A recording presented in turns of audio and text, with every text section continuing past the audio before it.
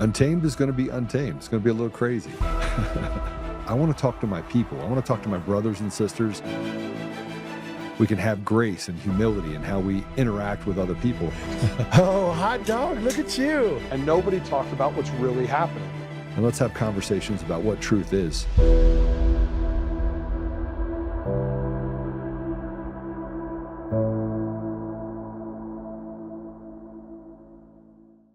Tomorrow we mark 250 years of glorious independence and 250 years of majestic American freedom. Nothing like it. In all the chronicles of the ages, never before has any nation celebrated so magnificent a triumph as this one, the one that we are participating in right now. At 250 years, America is the oldest republic on earth. We are the freest people on earth. We have the most righteous and enduring Constitution on earth. We are the strongest and most powerful country on earth. And by the grace of God, the United States of America is the most successful, most accomplished, most exceptional nation ever to exist in human history. And it is great to be your president. Good morning. It's Monday. After 250 years, we celebrated a birthday. We celebrated a birthday of the Declaration of Independence. We didn't necessarily celebrate a birthday of where we were actually free. That didn't come till many years later in 1783. And if you're being specific on timing, it was actually more like 1786. You know, I put something up that I thought was, you could say Debbie Downer. You could say that it's a hard reality of what we're actually facing right now. Like where are we as a country? You know, you have fake influencers that are out there that talk out their ass. They create this kind of spinning hopium. And I really wanted to put something out there that talked about where we are holistically. We keep waiting for someone else to do the hard work for us. And here's the reality. I don't think anyone's coming to save us. I think a lot of people like to talk just to hear themselves talk. Not a whole lot of people want to put what effort is necessary into it in order to get us across the finish line. So I wrote this thing. Well, let me see if I can pull it up here.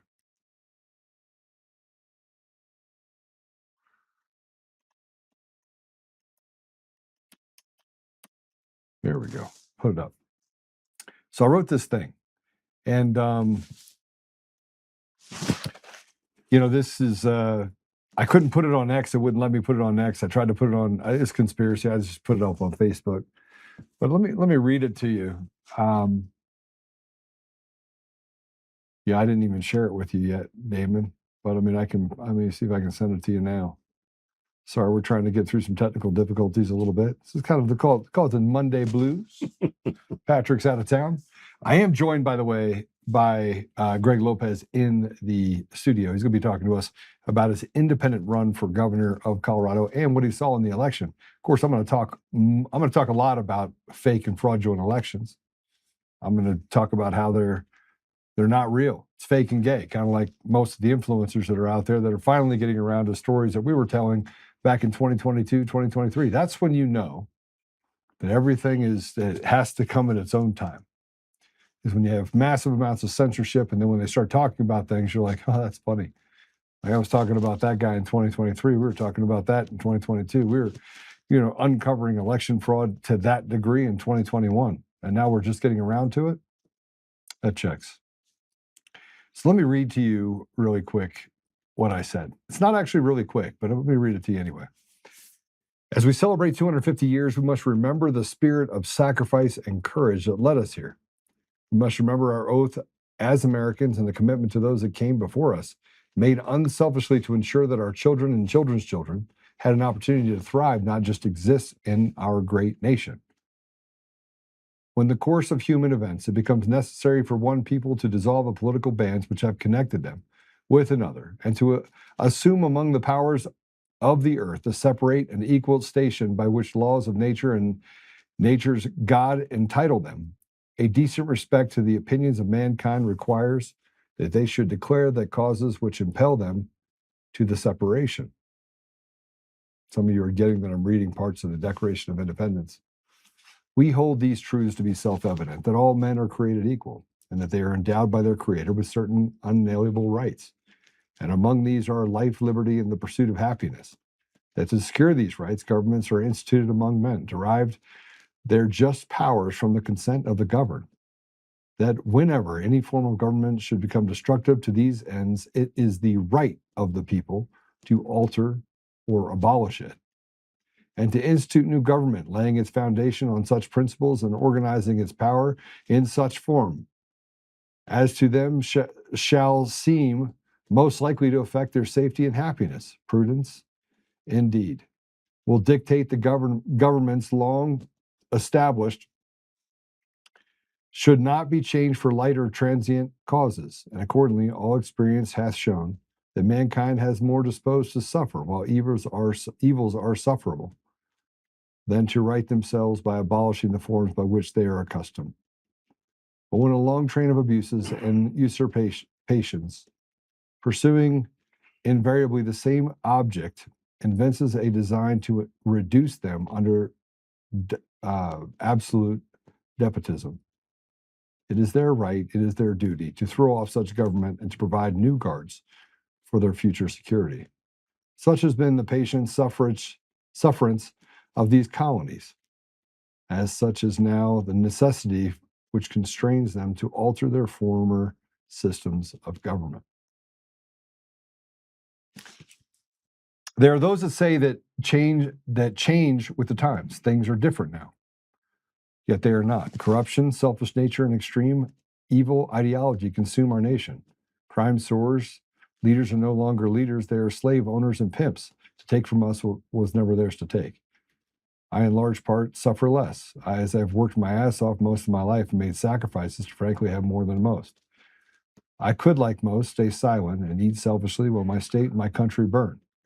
I will watch as muzzles are placed, lawlessness ensues, and our communities wrecked. I could say it takes time or it's complicated, but it is not. Evil wins when good men do nothing. And now it is the time that good men, on the sunset of 250 years of our nation, do what is necessary to destroy evil, rip the systems that enslave us out, and root out our treasonous traitors and foreign infiltrators. I do not wish to sit on the sidelines. I do wish to sit on the sidelines, but I cannot. Tomorrow is the beginning of standing, because up until now, all that has truly stood has been the perversion and rot. All that has been accepted is evil in the name of tolerance. Our nation is the last place of significance, the last tree of liberty that stands, and they want to take it from us. They want to cut us down. So I will ask you the simple question, are you ready for this fight? And yet I realize that many are plainly too afraid or manipulated by circumstances to do their duty as Americans. Jesus said, sell your cloak and buy a sword. I don't care about the past transgressions of my ancestors or the twisted history told by manipulative simps and liars. I care about not watching our women and children be raped, criminals walk free, judges acting as henchmen and cartel enforcers. I care about a perversion and grooming, drugs on our streets that destroy the fiber of our communities.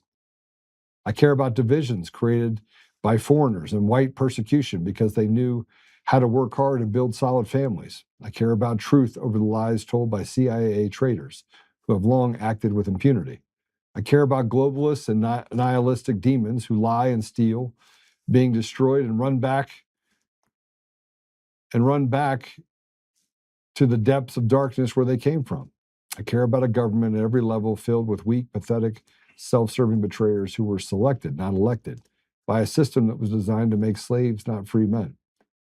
I see only one way out, and that is to fight, to learn the power we hold as people and to take back what was never theirs to take, our nation. Black, white, brown, I could care less what color you are, yet we are a Christian nation born of Christian principles. We have God-given rights, and the chokehold of these infiltrators and oppressors must end. Our fraternity of men must rise now and take back our dignity, our voice, and our country. I believe this is where we are, crossroads of historical significance, as the day 250 years ago that led to nearly a decade more of war, to set a bookend firmly that stood for 250 years. This chapter and this book is a rejection that a bookend on this end of history will be set. We reject that, and we reject the lies and liars who have used stolen elections and fraudulent means to press us into their perversion. And those who act as protectors for those liars, you are the enemy of the people, not my neighbor, and not defined by Republican, Democrat, or even independent. You're the enemy, and we will, as Americans, align behind unlikely alliances to purge our nation of your filth. Happy 250-year birthday to Americans, and only Americans who commit to our obligation to protect and serve our people, and only our people. Now the fight to save our nation begins. God bless you, and God bless the United States of America. So that's what I said. And, President Trump talks about communism and that we need to battle communism and the spread of communism. Most people that are involved in communism don't even know what communism is. They couldn't pick a nation that's communist and say, that's where I want to go live. Because if they did, they should go live there. But here's President Trump talking about that, which I think is already here. Play it. Yet as we approach this magnificent anniversary, we see our American identity under a renewed attack. A generation after we fought and won the Cold War against the menace of communism, there is now a resurgence of the communist menace in our land, including from newcomers to our country who embrace ideas totally opposed to our way of life and our great success. These are not mere political disagreements like differences over taxes or regulations.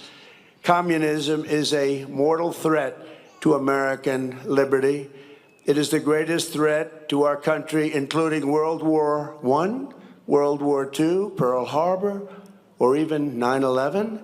We're not going to let this happen to us. Believe me, we're not letting it happen. Communism is the exact opposite of life, liberty, and the pursuit of happiness. It's death, tyranny, and the pursuit of evil. The godless communist morality states that anything is justified to bring about inhuman visions and to really propose what's good. They don't want good. They don't love God, and they don't want God. They don't love religion, and they don't want religion, and they won't have it. But we will not let them win. They have no chance against us.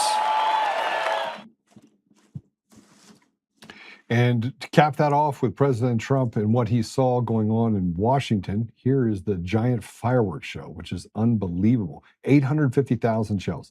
Just to put in perspective, last year's 4th of July show was a mere 20,000.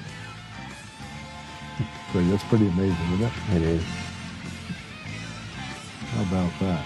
850,000 shells. It's unbelievable.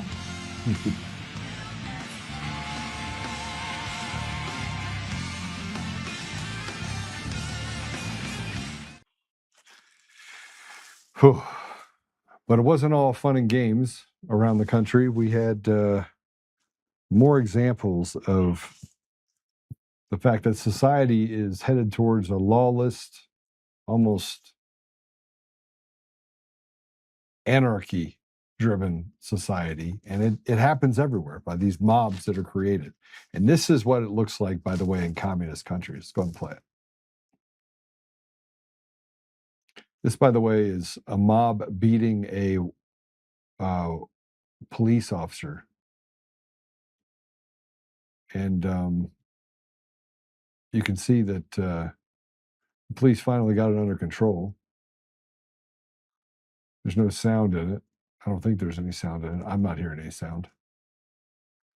But they arrested these people at a July 4th deal where a mob started attacking not just police officers, but people that were there to have a 4th of July party.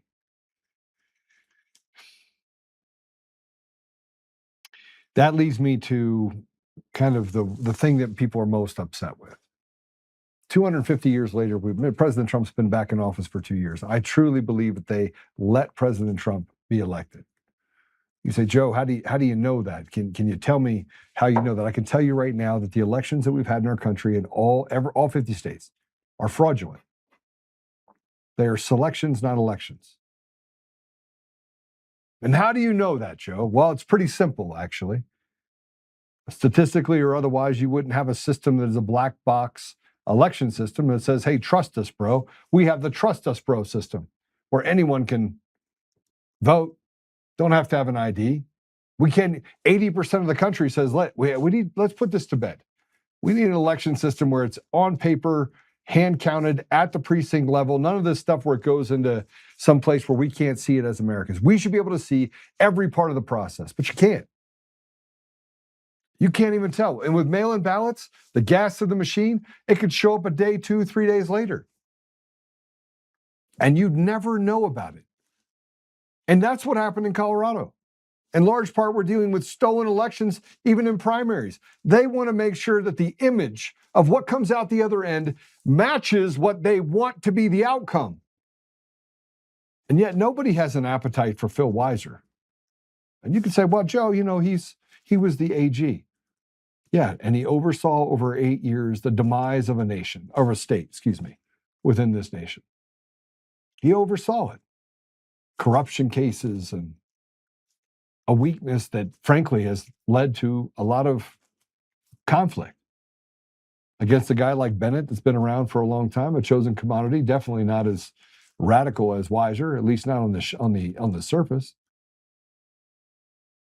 And no matter what happens, we never seem to get to the bottom of all the corruption. You have the Christopher Gregory case and the millions of dollars in bribes that has plagued this cartel administration of Phil Weiser and Jenna Griswold and Jared Polis. It's a cartel. That's the only thing you could call it, is a cartel. Colorado is a captured state. And just when we get to the bottom of it, we have Gavin Newsom, man. We're gonna throw the screws at him.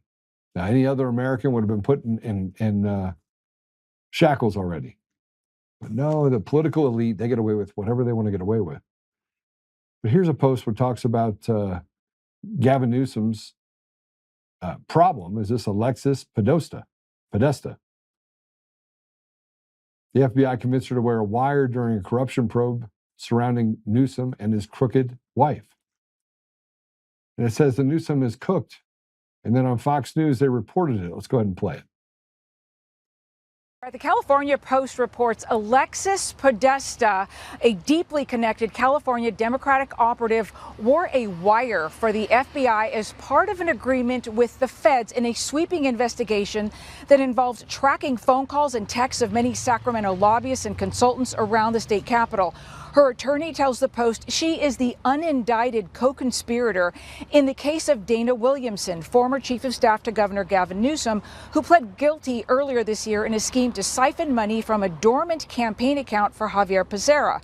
Becerra is now the Democrat nominee to be the Golden State's next governor. Podesta reportedly began recording conversations with Williamson in 2024, with the federal probe starting under President Biden's Justice Department.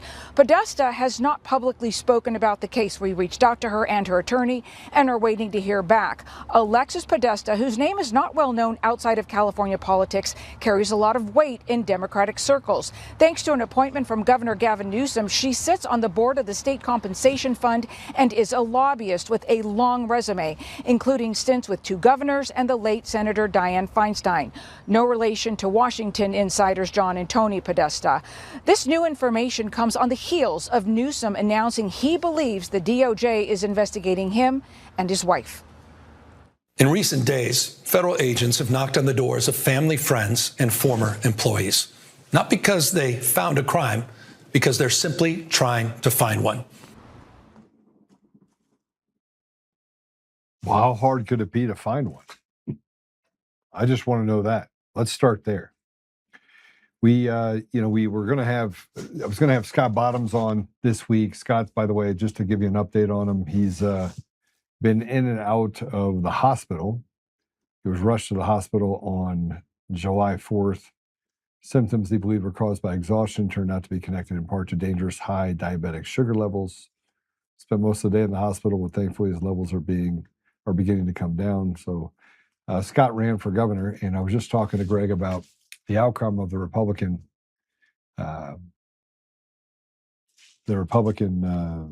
primary, and just to give you a little bit of a background on Greg. Greg was a former U.S. House of Representatives, U.S.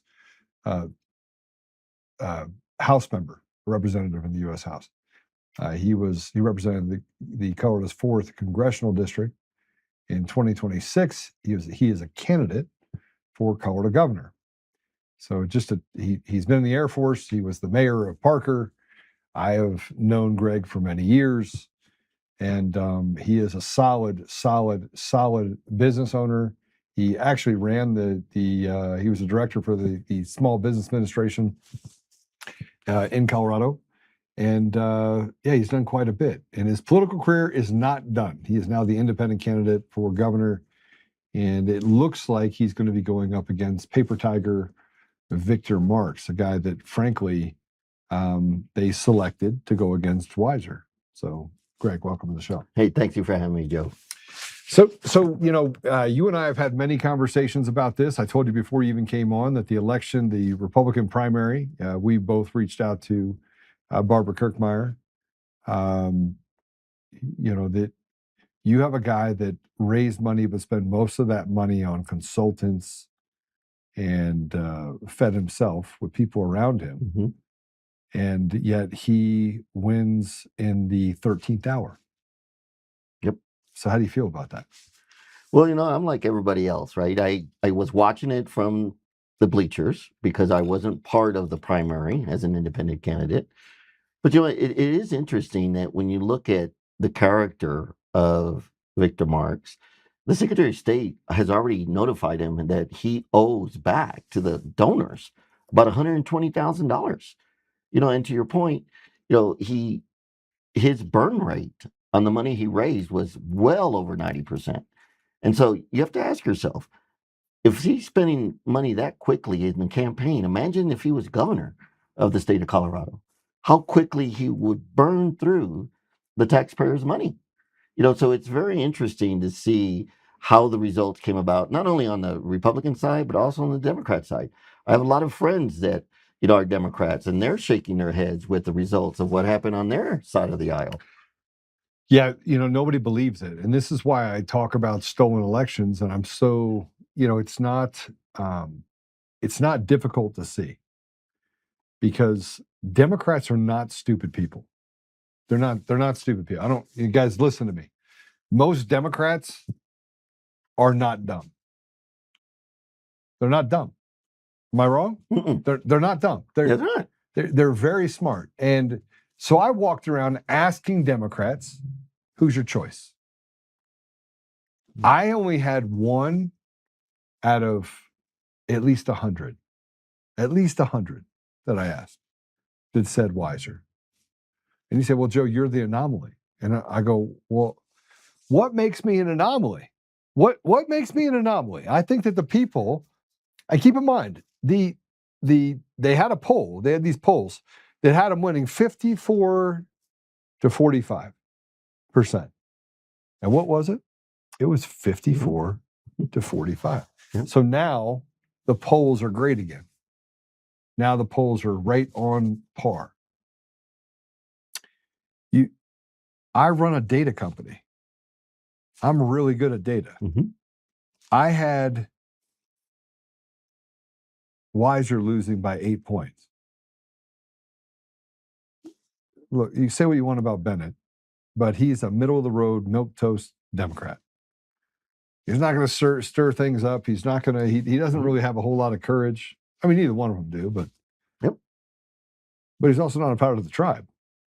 This cartel, I should say. Let me just redo it. Cartel government that's existed. Right? He was in Washington, still serving as a sitting senator. Greg, the elections are so fraudulent that right when I saw the first thing came out, it was 48% to 35% to 19.9%. Yep. That's what it was when it first came out. That was with 15% of the precincts counted.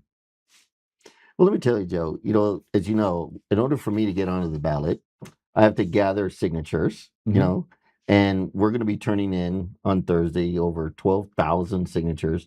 But I personally went out and talked to people and gathered signatures. Okay. And I would talk to Democrats, and they would sign the petition. Who did they say on their side? Well, they were like, we don't like any of these guys, man. And I will tell you, people that, to your point, I think I must have spoken to maybe 600 people. And I think 4 told me, I know who I'm voting for. I'm voting for Phil Weiser. Everyone else is like, I'm signing it. You're running as an independent? I'm signing it. I no longer trust our parties. I no longer trust our government. And you know what? If you want to get onto the ballot, because again, all they knew was, look, you're helping me get onto the ballot in November. It doesn't mean you're going to vote for me. It just allows me to have my name on the ballot. And everyone said, you have a right to be on the ballot. I'm going to sign this. But predominantly the frustration in the eyes of the people that I talk to, you can hear in their voices, it's like, why aren't they talking about us? How many signatures do you have to have per area? So total of 8,000, 1,000 for each one of the 8 congressional districts. Okay. And you have 12,000. Yeah. Again, right? Yeah. We have to always make sure we have more than what is needed. 50% more is a lot. It's a lot. I know the guys that you're using, they self-verify everything to make sure that everything gets across the finish line too. So I think that's one of the reasons why Victor Marks had to pull back on his signatures not to have to be on the ballot or not to have to go through the assembly. And what was interesting, right? If and I know a lot of people don't follow the political calendar the way you and I probably do, but he, as soon as he knew he was going to be nominated through the state assembly, he notified the Secretary of State's office to pull his petitions. Yeah, but remember, look, everything has this cloud of suspicion around it. What was the overvote at the assembly? Again, I was watching. It's 80. 80? 80, it had an overvote right. of 80. If you take the 80 from Marks, does he have 30% and qualify for the ballot? I don't think he does. He's at 20, it's just under 29%. So we have these conspiracies, and these are things you can't prove, right? But to have 80 overvotes, 80, not 79, 80 overvotes. And that means 80 people voted twice, 80 people that they just came out of nowhere, 80. And it happens to be that 80, if you took it away from Marks, would have put him as ineligible to be on the ballot for the primary.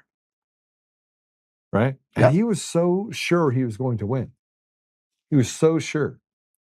And then you have the people that are close to Marks that said, don't you believe in the power of prayer?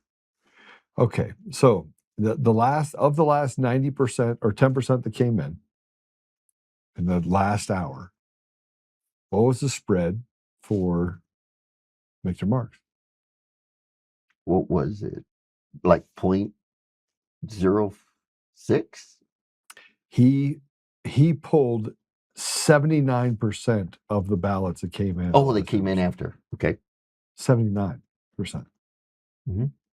Do the math on that for me, sir. Do the math on that for me. I have a friend that was doing counting, and that remains anonymous. They kept it very tight, by the way. Oh, yeah. Yeah, because the Secretary of State wanted to make sure that nobody got to see anything until they said it was okay. And he is now up 0.4%. I think so. Yeah. Have they declared it yet? They haven't. They have not declared it yet. They have not declared it yet. But how do you have a guy that was behind 13 points? There's the law of large numbers. Now, if anybody wants to know what the law of large numbers are, it's a simple formula that when you come out of the gate, it levels out to a certain point of where that is, and then it deviates a little bit. Right. If you were to look at the votes as they came in, it goes up here like this, and then moves slowly towards guess who? Yep. It's a fixed system. It's rigged. So let me ask you a question, Greg. Yeah. I have not shied away from the stolen election since day one, right? Yep. And you get on X. Yep. And you've seen some of the stuff, the skiff and that is putting out there by the researcher. Does it give you pause as a previous? Because I'm going to ask you about your platform. Right. I want everybody to pay attention to that. By the way, if you're in Colorado and you don't pass this around, we don't have to have a Republican or a Democrat. If the choice is we got to stand on Team Evil, and I got Team Evil Marks or Team Evil Weiser, I pick Greg Lopez. I told him, and I tell you, I said, if Marks wins, I'm stumping for you. Yep. I'm going to go to Aurora. I'm going to go to Denver. I'm going to get zeros and ones to vote for you. I'm going to go everywhere, and I'm going to make sure that you win, right? And you guys get mad at me all you want. Are you going for an independent? You're not going for an R. He's not an R. He's not an R. You have a manufactured election in order to get. But as you look at this, does it give you pause looking at the election systems we have, knowing that there is absolutely no checks and balances and no accountability in the system? You know, Joe, you mentioned it in your opening dialogue. You know, our system, when we went to the polls and stood in line and we voted physically, they were never flawed. No. We never had questions about whether the election was, true or not true. It wasn't until someone decided somewhere that we need to do mail ballots here in Colorado. So I will tell you that I think the people of the state are frustrated and they're fatigued with the whole mail ballot system. When you only have 35% of the voters participating. But you don't even know because the envelopes, look, the ballots are put in separate envelopes, right? They can tell Republican tickets and Republican and Democrat tickets, right? And they go to a central counting environment. Yeah. So you have central counting that happens, right? In was it 25 counties? 20? What's a central county? It's not all of the counties. No, it's pretty much in the urban corridor, right? Okay, so you have centralized counting. Only a certain number of people are allowed to see it. Ballots come in from everywhere at all hours of the night. They had new ballots that came in at 7 o'clock in the morning.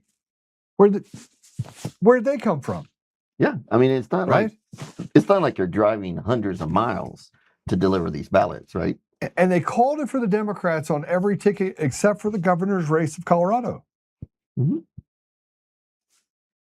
And nobody, by the way, other than Scott Bottoms, who spent 2 years on the campaign trail, there was no enthusiasm for Barb Kirkmeyer. There was less enthusiasm for Victor Marks than there was for Barb. Way less. And yet Scott Bottoms gets 20%. I had him roughly at 40 to 43%.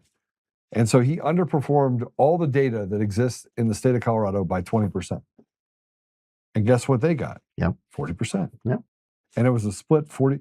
It was a split between 40-40. So you had literally 50-50 if you look at it from Kirkmeyer to. That's true. Right? Yep. Which means it's nothing but a fixed election. Again, everything's always 50-50. To your point, human nature doesn't necessarily lead you to believe that an election is going to be that close from all the the percent. time. Right. But you know what? There is an occasion. I'm one of those examples. That when I ran for mayor in Parker, I won by 29 votes. Now, it wasn't a huge ballot because there wasn't a lot of people living in Parker at the time. Right. But you know what? It was hand counted. It was at a time where people stood in line. And again, no one challenged or questioned because everybody had faith in the process. Yeah, so this leads me down the path of if we can't, we know it's stolen. Like everyone I talk to, Democrats, Republicans, are all saying the same thing. Our elections are fraudulent. They're fraudulent. They're all saying it. Joe, it doesn't matter. You said 35% voted because the other 70% or 65% were like, why vote? I heard that a lot. I heard that a lot. People feel like they're in a place where it's kabuki theater. Yep. Smart people. And nobody has an appetite for the Phil Weiser type of environment. That's retarded. And most people, Democrats included, are not retarded. They're just not. No, they're not. Greg, you have you've been in politics for a long time. I told you before what I cared about. Right. In fact, when you ran for governor in 2022, Mhm. I said these are some of the things that you need to. Yep. The educational deserts, the food deserts, the minority community. Yes. Yeah. Yeah. And that represents over 50% of Colorado now. That's true. Sure does. So how do we solve that problem? Let's look at this. Let's for once in our lives take off the R, take off the D, take off the I. Let's talk about the betrayal of the people. How are you going to deal with it? How are you going to deal with a government that's so gluttonous that it takes everything from the people of Colorado, including tripling property tax, making them a slave to the state government? Look, one of the things, Joe, that I think people have lost trust in, right, is elected officials that truly understand that their job is to represent their constituents, to actually represent them, which means you need to be talking to them. You need to be out there visiting with them and having a conversation. The good thing about running as an independent, and by the way, as you know, I chose the hardest path by which to become governor of the state of Colorado because I don't have a quote unquote machine behind me, which is fine by me. Because you know what? You got Joe behind you. Because I do represent now the majority party. Yes. The majority party in Colorado is the independent voter. Yeah. And the minorities are now the major parties. And so I am stepping forward for the voice of the people. And one of the things that I'll be able to do is work with those that are doing the right thing for the state of Colorado and work against those that are doing the wrong things for the state of Colorado. But I always tell people, Joe, look, the governor has two powers of influence, two spheres of influence. One is, of course, he is the executive of the state government. So he's got the power of the executive branch. But he also has the power of influence. Yes. To be able to go out in the community and talk about what's going on in the Capitol. Look, if there's a representative that is, for example, wanting to legalize prostitution, I would go into their district, have a town hall meeting in that district, and invite them so that we can have a little debate as to why is this good for the state of Colorado? Well, I think if you had town halls every day, which I would. Yeah. Remember what I said when I'm now starting to figure out, by the way, that every election is fixed. Like every outcome is that they're going to manipulate in some way, right? I put my big boy pants on just the last couple months. I learned something. I got spanked by proxies. It's unbelievable. Never even heard of it before. I didn't know what proxies were. Proxies were you just like load up, votes on volunteers. Right. They had 35 of them. Mm-hmm. They had 35 volunteers in the back, 39 actually, if you take the full count. That they weren't even a part of the GOP. Right. They were volunteers. They got voluntold to show up and they had to vote for certain people. Come on, man. Hey, look. The elections are they're garbage. I would hold town halls, and this is one of the things I committed as a state chair. I was like, I will go into the community, I will sit down, and I will wreck it, Ralph. Yep. And I think you should wreck it, Ralph. Mm-hmm. I think you should go to, you should go into the deepest part of Denver, Aurora. Man, look, Joe, I've been to even talk to the illegals, Yeah, the ones that vote, talk to them. Look, I've been to Park Hill. I've been in Gloveville. Yeah. I've been to those communities, right? And I feel comfortable. They embrace me because, you know what? They know that I care about them. I'm bilingual. And so I have no fear in going to any community and just having a conversation. And so to your point, this is what I talk about as an independent is I will be the voice of the people because we've lost that. And you've said it. You know what? Right now, everybody feels betrayed. Everybody feels that. Everybody. Yeah. Nobody. Everybody. Yeah. Even the communists feel betrayed. It's like, what about us? I heard Democrats say, why are our candidates, all they want to talk about is President Trump? What about me? What about my family? What about my kids? What about my cost of living? And so This is why I think Colorado is going to lead in electing an independent candidate. You know, I remind people, Joe, I got the highest ranking title of all candidates. As a former congressman, it's a lot higher than a former attorney general. Right. And it's a lot higher than a minister. But the former attorney general beat out a sitting U.S. senator. Right. Which doesn't make any sense. I mean, everyone I talked to said, I don't really like Bennett. I don't like Weiser, but Bennett's the best, lesser of two evils. He at least didn't go to Washington and wreck it Ralph. That's true. Right? That's true. He didn't go there and try to push communist ideologies. And most Democrats are not communists. Most Democrats are hardworking, blue-collar, white-collar people. They're just good people. Look, I just said it. You guys can get mad at me for saying Democrats are good people. Look, let me tell you, my neighbor's a Democrat, right? Right? And I call him a libtard. I'm like, what's up, bro? How you doing, libtard? And he laughs at me and calls me Republican. And I was like, okay, I'll take that. But we sit down and we'll have a bourbon and talk about things. Look, and that's just it, right? Politics today, it's about the worldview, right? And you have two sides that they want to see the world work under their view of what they believe the world should look like. And now the voters are like, I don't like any of those views. Can we just have someone that's willing to sit down at the table, have a conversation, solve the problems, and worry about us, worry about the water, worry about wolves, worry about daycare costs. Did you say wolves? Wolves. I got zero interest in wolves. Just shoot them all. I got the answer to the wolf problem in Colorado. Just shoot them. Just farmers out there, shoot them. One of you guys has to have a backhoe. Just put them in the ground and cover them up.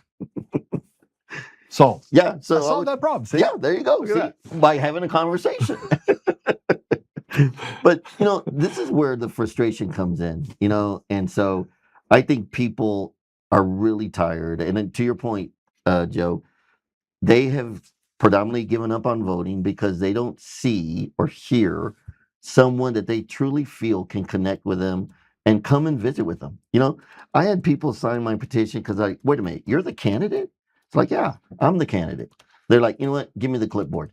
To have a candidate actually come out here and talk to us and ask to be on the ballot, that is not something that we've ever experienced before. To your point, I think what they were telling me is, you know what? People get selected. They don't get elected. And here you're out here asking for our support. And that's the greatest thing that I've learned so far as I start having conversations with people is that nobody believes the elections aren't fraudulent. None.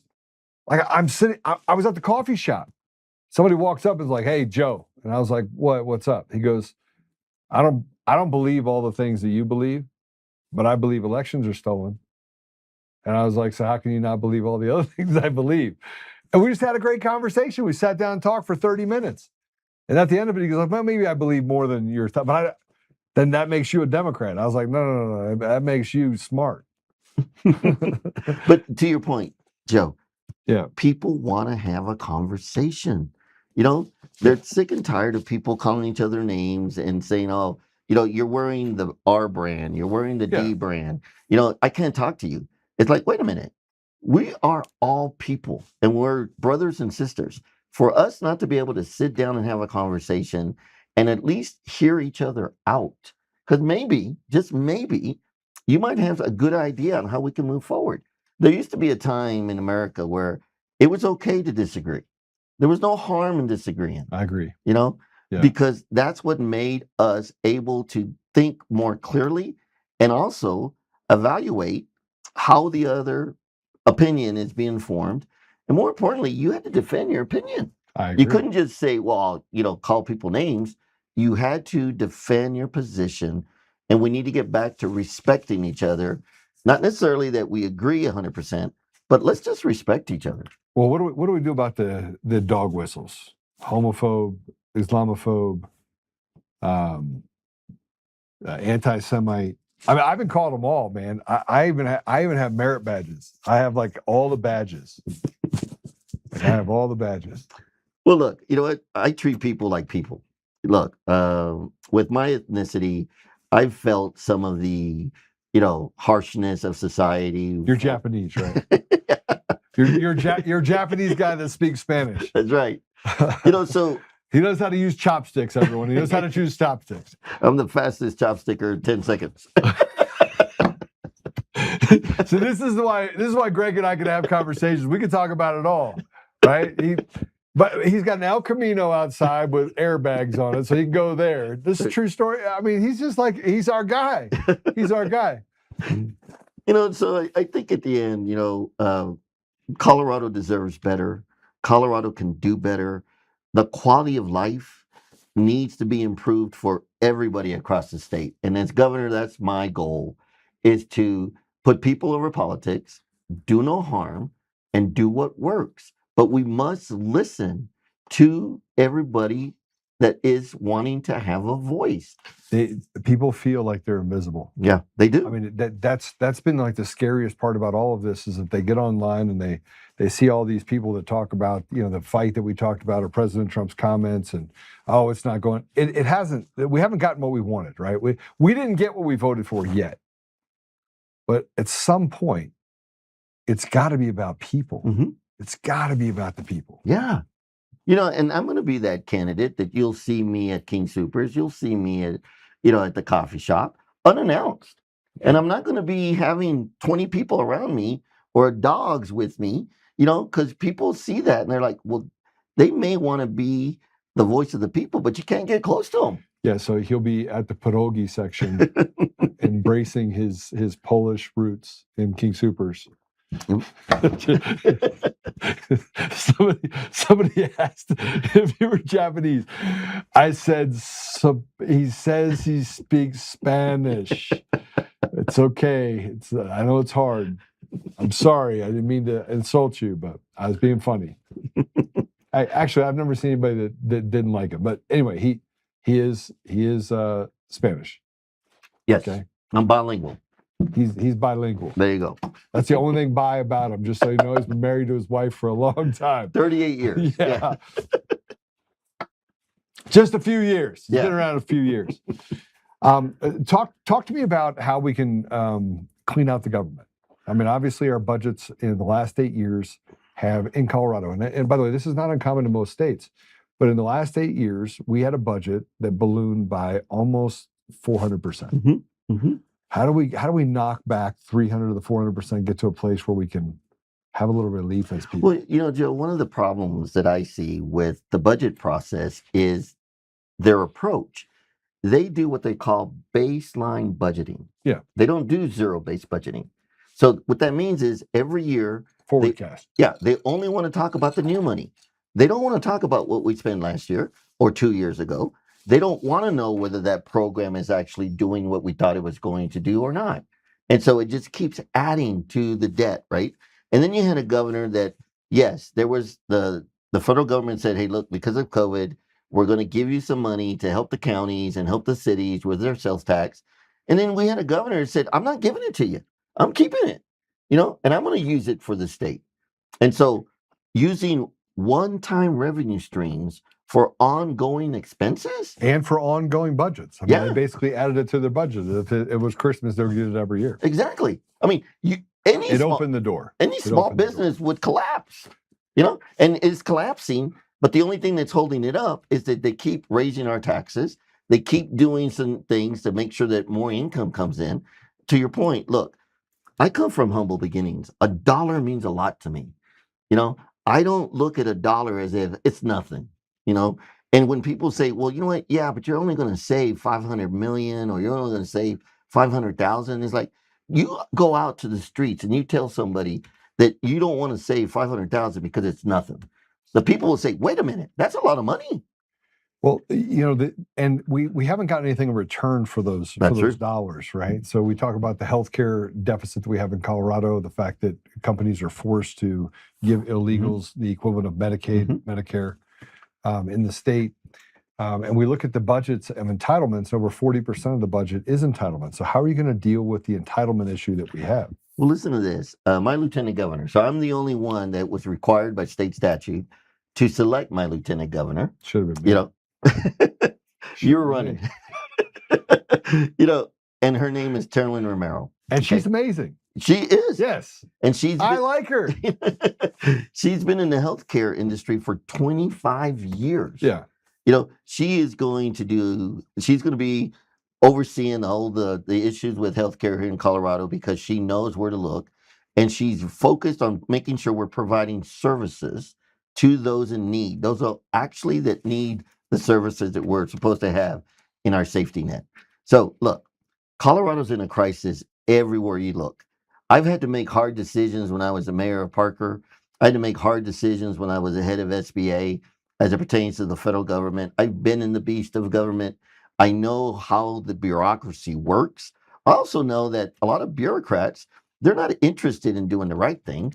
They're just interested in enforcing new regulations.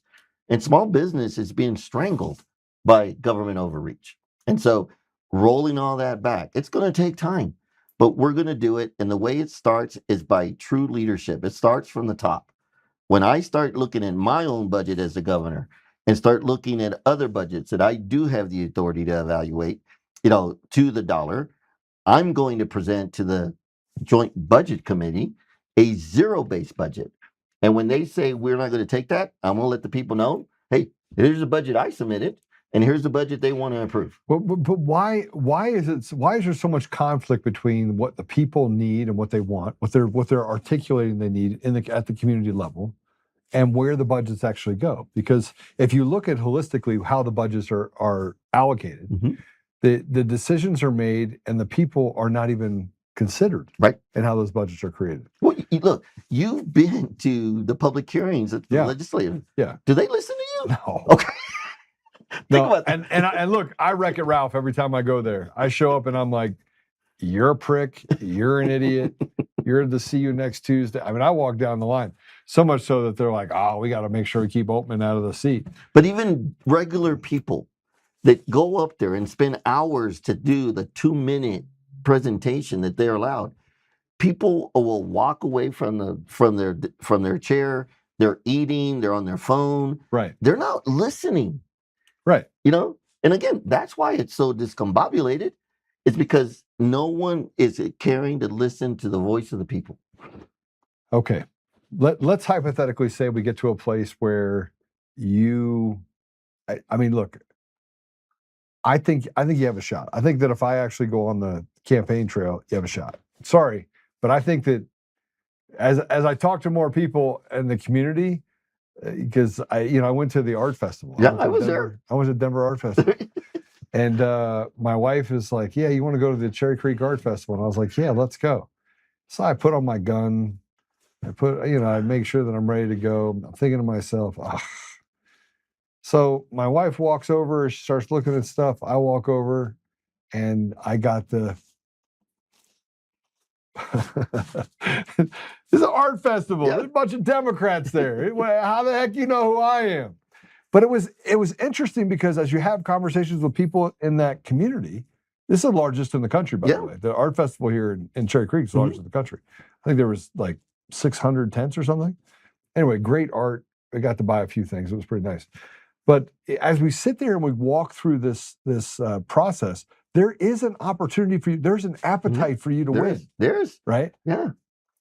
So let's hypothetically get you to the table because Mord says, that it's going to take away from the Republicans.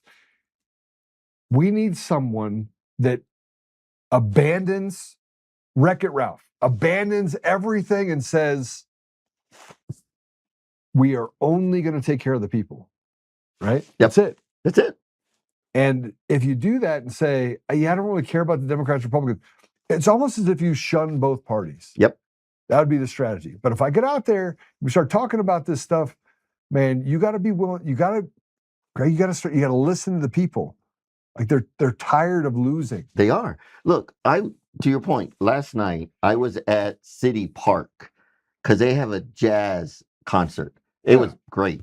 Okay. Yeah. But I talked to a lot of people, right? And again, they are looking for someone that at least is wanting to be out there with them in their own environment, not trying to push an issue on them or trying to convince them, but just asking them the question. Yeah. Here's a question I ask everybody when I talk to them. If I was the governor today, what would you want me to know about our state? What would you tell me about our state? And I hear the same thing. It's like, can you please listen to us? Can you please have people understand that the rules they're playing, the laws that they're passing, they're hurting us. You know, I can't. Businesses are leaving at record levels. I mean, businesses, the big businesses, top 100, 25 of the top 100 businesses and employers in the state of Colorado are currently in the process of leaving the state. Yeah. You know, and people are like, what about daycare? You know, my daycare for my little one, it's costing me $1,200-$1,400 a month, you know, and that's per child. And so to your point, right? People need to understand, elected officials need to understand that, you know what, every decision that we make, every decision, every law that you pass, is going to impact a family. It's going to impact a small business. We must make decisions with visionary glasses. $800 cash back is not enough. They wrecked Tabor. Now they're saying they're going to keep that money. Yep. Are you going to give that money back to the people? Oh, yeah. My goal is to give as much money back to the people as possible. I will tell you, looking at other states, you know, Arizona has more population than we do, and their state budget is half of ours. Ask yourself, right? Why is that? Are you going to federalize? Use his best word to use. Are you going to federalize the tolling system in Colorado and get rid of toll roads? You know what? I'm going to buy E470 and get rid of the tolls so that people can use E470 and to get to the other side of the city. Why is that so important? Why do you think that's so important to me? I think because I think you want to feel that, you know what, we paid for these roads already. It's not like they was a private person. What about the poor people? What about the single moms? I mean, let's talk about the lowest 50% of the people in Colorado are poor. Yes. And do you know the amount of money currently that E470 has in collections? I do not. It's over $400 million. Doesn't surprise me. Doesn't surprise me. Do you know who holds a majority of that debt? It's probably the poor. The poor. Yeah. Because you have a single mom. And this is the part about coming from nothing. Yep. Right? Mm-hmm. Is that why make it more difficult? Why would you say that only the guy that drives a Lexus gets to go home early? Yeah, exactly. Right? Yeah. When the single mom's most precious thing that they have is time. Yep. And so they have to sit in long lines because the roads aren't open. Right. And the tollways between Colorado Springs and Denver, or if you want to pay an extra $5 for 40 miles, you can. Yep. But other than that, you got to stay over here while all the people go past you. Look, it is wrong for single moms and dads for them to take 2 hours to get home to their family, 2 hours to make dinner, 2 hours to help their children with their homework, or just spend time with their family. You know, they're stuck in traffic, you know, and it just takes one person to do something that they shouldn't have done. And all of a sudden the traffic gets backed up forever. You know, so yes, congestion is an issue. You know, Joe, we haven't built a brand new road here in Colorado for over 40 years, a brand new road. All we do is widen roads. Right. But before you widen it, guess what you got to do? You got to narrow it. Why do you have to narrow it? To create a safety zone for the construction guys, right? And then... Well, where the hell are we going to build an extra road? I mean, I'm all for you, but I'm looking around like nobody wants to be out in Sterling, Colorado, except for the people in Sterling. But here's the deal. But every metropolitan city, right, we need to evaluate this, has a loop system. Denver doesn't have a loop system. We do. It's an E470. But it doesn't go all the way around. It stops in Golden. There is no connection from Boulder. Well, 6th Avenue. Well, you take 6th. Yeah. But it's not a loop, right? Yeah. And this is where... And it's a 2-lane loop, by the way, just so you know. If they were to make it 4 or 5 lanes. But the only thing that they've added... And look, our budgets for the roads have gone up dramatically over the last 8 years, almost 5x or 6x, and we've not done any sort of improvements. No. But we did build a bridge to nowhere for Antelope. Yes. We built one of those. Well, yeah, because it's important, right? But look, Colorado's in a crisis.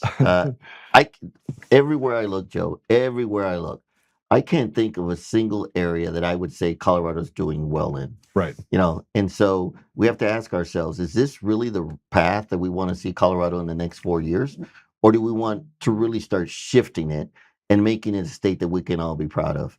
Look, Phil Weiser is going to be one of those governors, should he win, is like, meet the new boss worse than the old boss.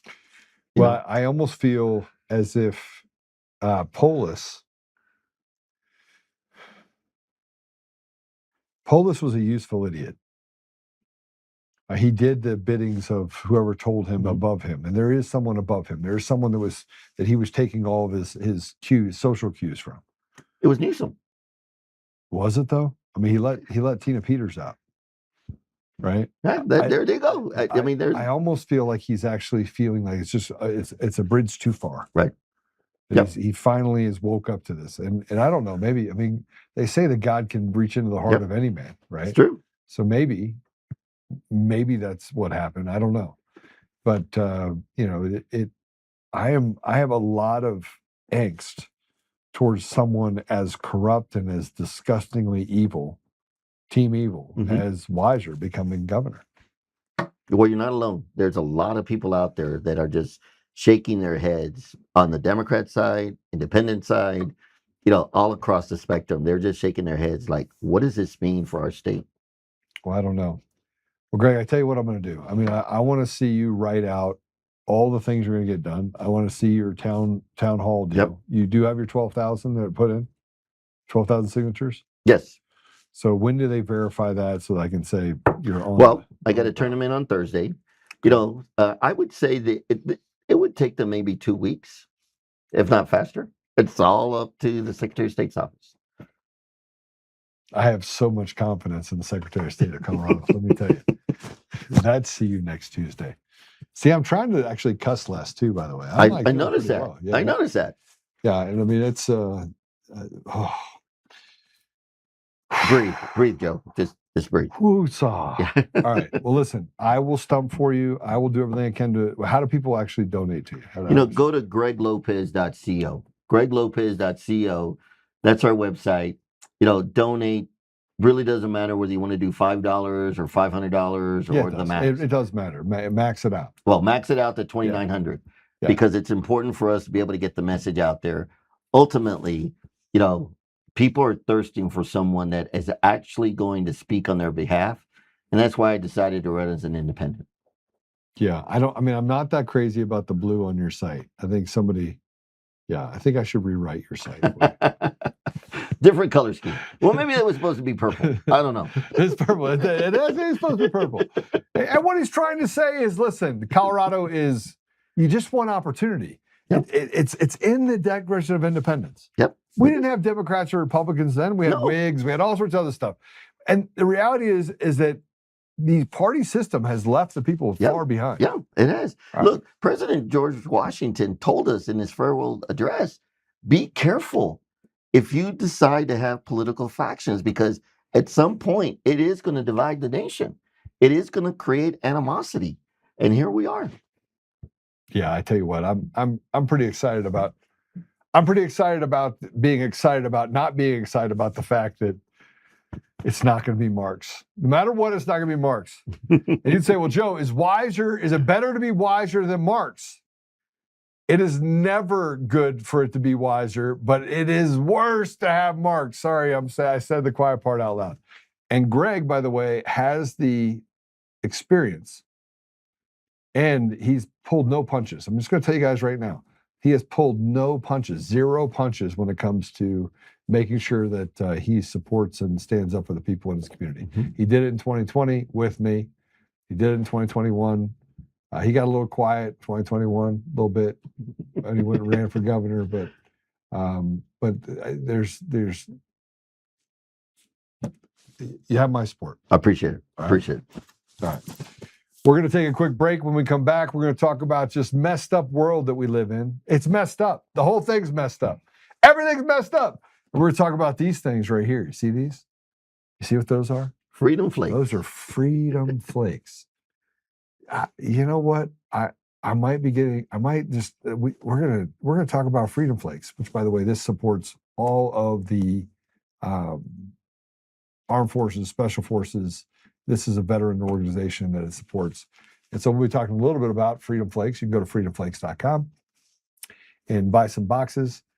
And we'll hold on to that because I'll tell you a little bit more about this after the break. We're going to commercial break. When we come back, we're just going to talk about a bunch of stuff having to do with, this thing 250 years old, that's still running. Not as smoothly as we'd like, but still running. We'll be right back.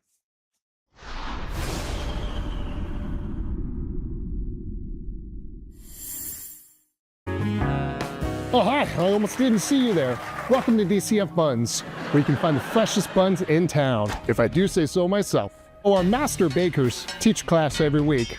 So whether you're new to baking or trying to improve your culinary skills, we got you covered. And we can help you bake the cake of your dreams. We'll even clean your cake if you want. And if you don't want to bake anything yourself, we have loads of fresh buns available in a variety of shapes and sizes. Check us out at dcfbuns.com to learn more. DCF Buns, we keep the buns hot and the deals hotter. Buns.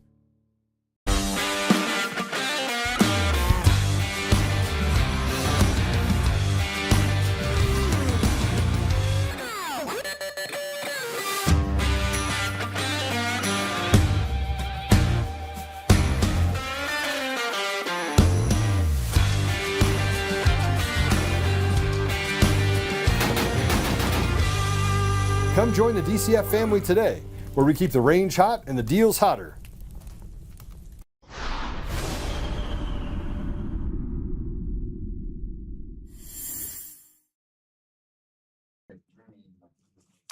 All right, so Freedom Flakes. You go to freedomflakes.com and pick it up. I was actually talking to Ty and Todd, and Todd runs an air show down in Miami. He has cancer, pancreatic cancer. He's been battling it for quite some time. And I got on the phone with him today and I said, how can I help you with this Freedom Flakes project? Now, I haven't had them yet, so I probably should eat them before I tell you more about it. But a large portion benefits Folds of Honor. And so that's making sure that we have funerals and we honor our veterans in their, who said bunch of crap? Hold on. It's ridiculous when I go to vote. Machines got screwed. Ridiculous. Oh, yeah. I agree with you, Warrior Gal. I agree with you. So, yeah, go to Freedom Flakes. Check them out. Buy a box. Tell me what you think of it. And then we'll come back. We'll talk a little bit more about what we're going to do with Freedom Flakes. I want to talk about, if we can, just a little bit, the landscape. Yeah, please. Sorry, we're listening to everybody in the hallway. The landscape that we have, and man, I tell you what, I wake up in the morning, 4 o'clock in the morning. Normally, I wake up around 4:45, 5 o'clock in the morning. But I woke up at 4 o'clock this morning, and this is what came to me: they're retarded.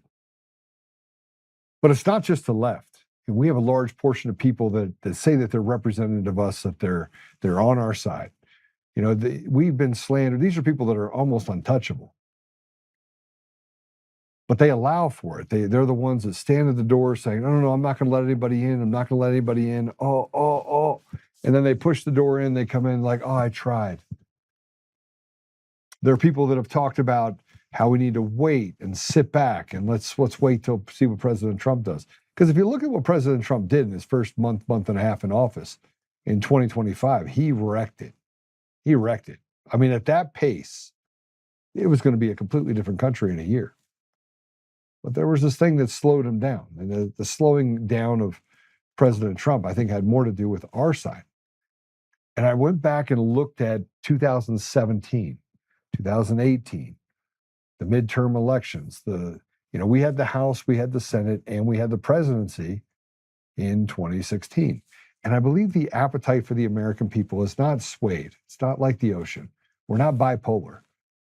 We just are seeking someone that is not going to betray us. But every time we turn around, there's just more betrayal. Interest rates are at an all-time high, so businesses can't recover for what happened during the Biden administration. They just can't.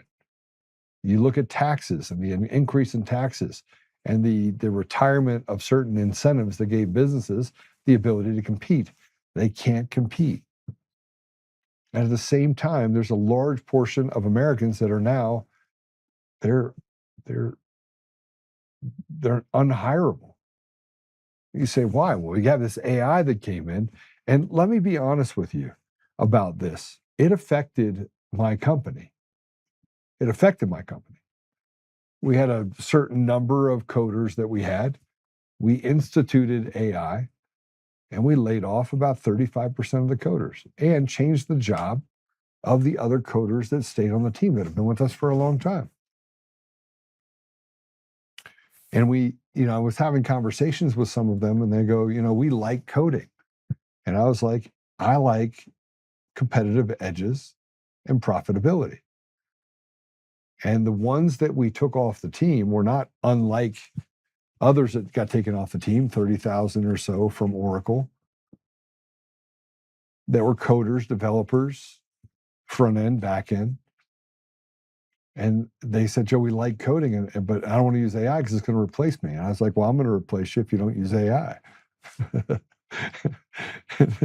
and it became this kind of running joke that you're now becoming engineers. So the world is shifting in a way that I think is pretty scary. And the reason why it's pretty scary is because no one knows what it looks like coming out the other end. Are we going to have robots, or is AI going to run things? Is it going to make the jobs of most people inside of tech or aerospace, or is it going to make them obsolete? It can do the math faster. I sat and sent all the results, by the way, of the Colorado election through AI, and it came back and said those are improbable results. That's impossible. The rule of large numbers makes what you just said impossible. That across the board, the last 10% or 12% of the votes would heavily favor one candidate over another. That's a fixed election. That's by AI standards. But we've got some things that are happening in our community that we have trouble looking at and going, man, something is wrong. Now I'm going to talk to you about something super weird. What if, man, this is a hard thing to say because I'm working the problem with you. Okay, this is going to be a weird conversation. There was a for those of you that don't know, the CERN machine. Remember the CERN machine? The collider. It's going to be it's a collider deal that's shutting down. Now, I normally don't get involved in stuff that is just out there. But when I woke up this morning, I couldn't get it out of my brain that we're being set up. I couldn't get it out of my brain. The math part of me, the part of me that is freakishly good at weird stuff, could not get this stuff out of my brain of, oh my gosh, my head hurts. What if it's just a setup? I firmly believe we're living in a world we're already in communism.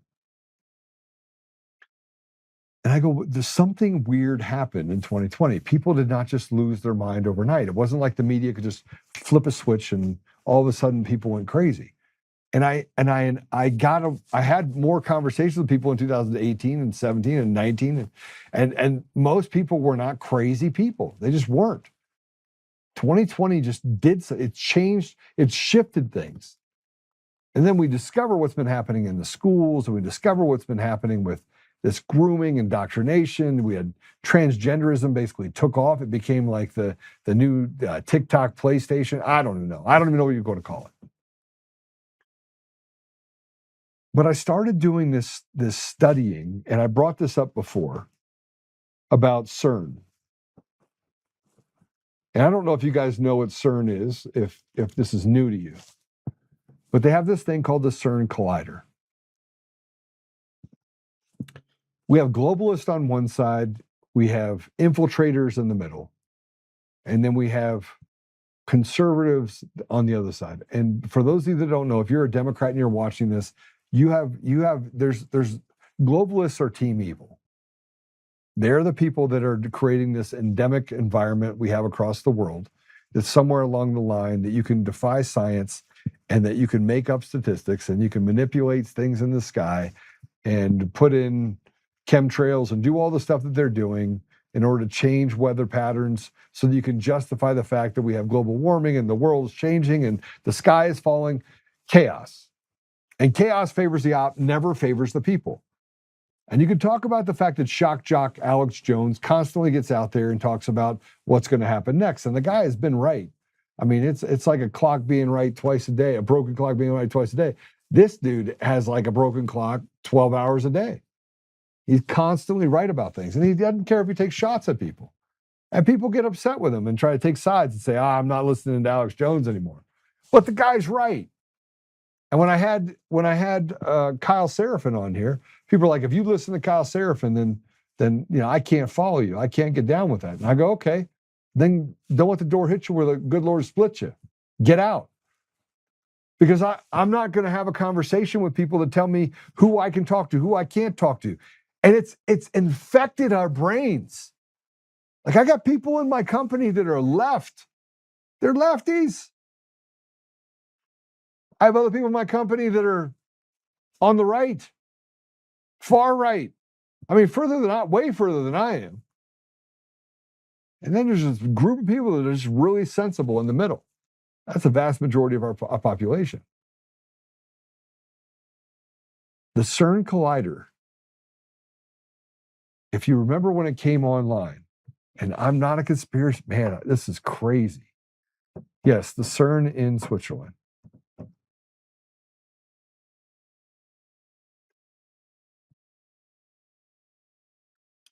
When I was a kid, I want to see it in the comments. Was it Looney Tunes, Tunes, or was it Looney Tunes, Toons? Remember the Looney Tunes? Do you remember that? How about Fruit Loops? I'm going to show you something that's going to blow your mind. Because there's this Mandela effect. Remember when Nelson Mandela died? Do you remember the circumstances around that? Do you remember how some people remember it totally different? And if you were to ask them, they would remember it different collectively together? There was a young man that actually explained this. The kid was, it's crazy. And look, I don't want to talk about the craziness of, people that have solved their own murder in a previous, there's like all sorts of crazy stuff. And I believe that this phenomenon just relates back to the fact that I think the veil has been lifted. I think God's probably doing some crazy things right now. And I believe we're in the end times, but not the end times the way we think the end times exist. And you can look at the Bible and the visions of people like, how they predicted robots and how, I'm studying this guy that is a pastor, and frankly, I'm gonna want to show you some of the stuff that he had, but it's pretty crazy actually. The whole idea of what he represents, and I've been posting like crazy about him, and I'm going to get him on so that we can have a conversation with him. But he's a pastor out of Georgia. And how does it relate to this? Let me play this video for you quickly. Let's play this video about the CERN Collider, and then we'll have a conversation about this young man who popped up and then kind of disappeared. Okay, so the CERN officially went dark, and now people are questioning reality. CERN is officially shut down in the Large Hadron Collider until 2030. It's just going to take 40 years to increase the distance. And one of the internet's strangest theories is suddenly back. This theory, by the way, has been around for a couple of years. It started when the colliders first started basically splitting atoms. It's a bizarre phenomenon that millions of people remember things differently than they're supposedly recorded.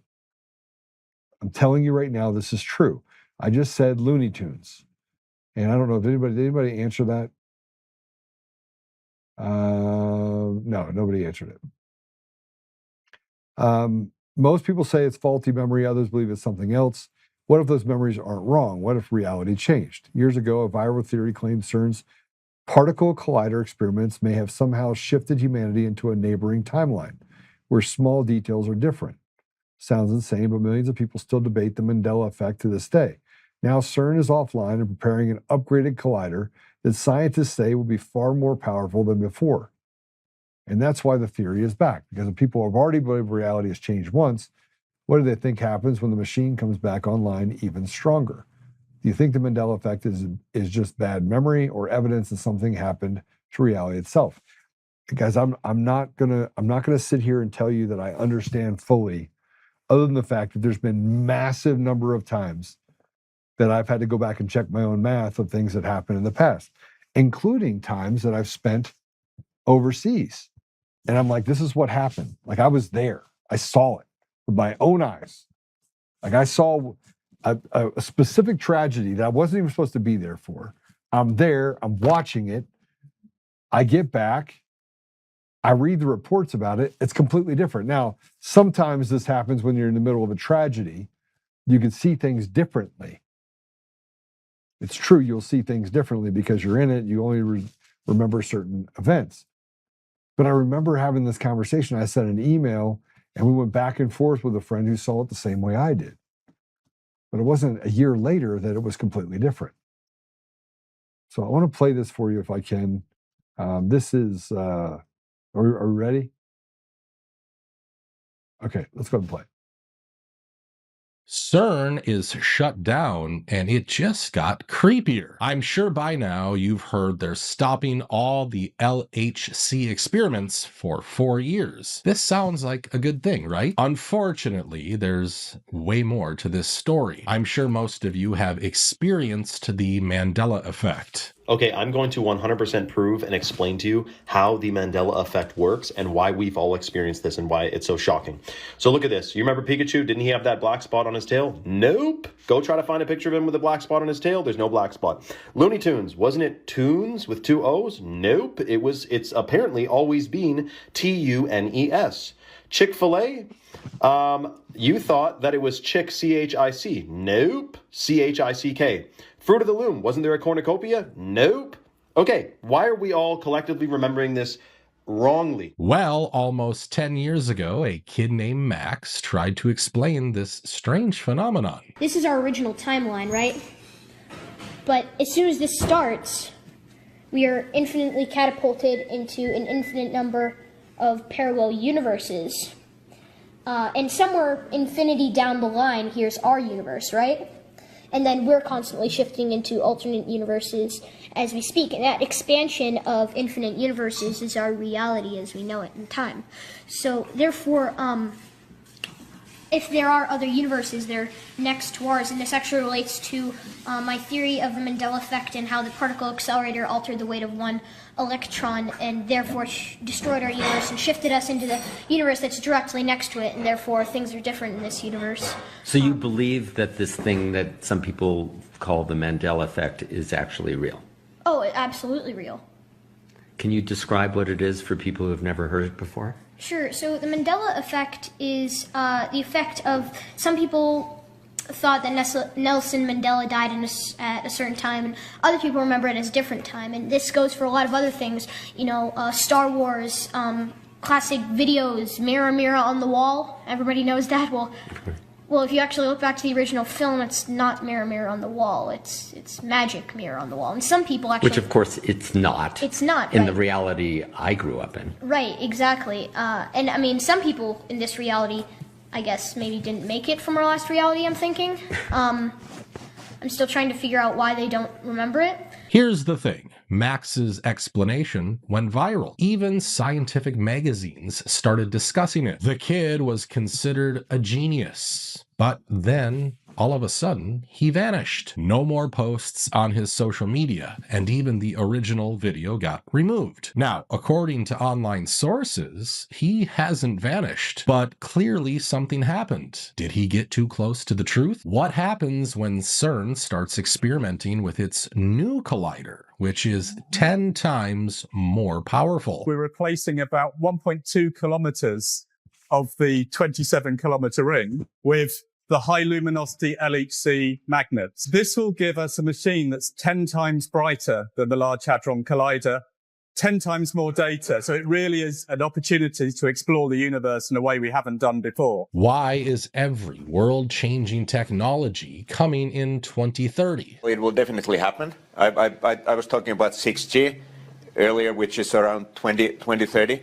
I would say that by then, definitely the smartphone as we know it today will not anymore be the usual kind of the most common interface. Wow. Many of these things will be built directly into our bodies. And one of the important statements we've, I think, made at our most recent developers conference is that we believe that one of the big advantages of augmented reality is actually solving problems here on Earth, and it will be things like having glasses and being able to translate as you speak with glasses, and those are very close. Holograms will be very, very high quality in the era of 6G. I've already seen 5G-based hologram demonstrations. They already work. But then with the next generation technology, I mean, we could be having this meeting so that in reality we would be sitting in different parts of the world. And should we be scared about the CERN logo or the fact that they were caught worshiping a god of destruction?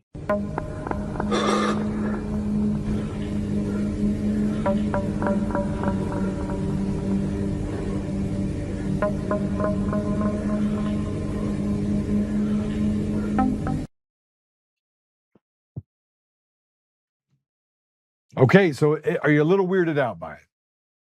And it's not a conspiracy. Why would a collider, why would CERN shut down for 4 years? World Economic Forum.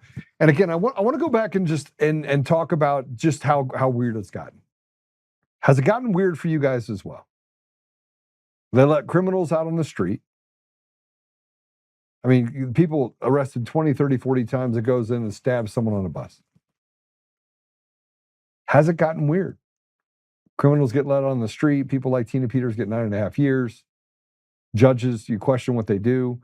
And here's something else that we need to talk about.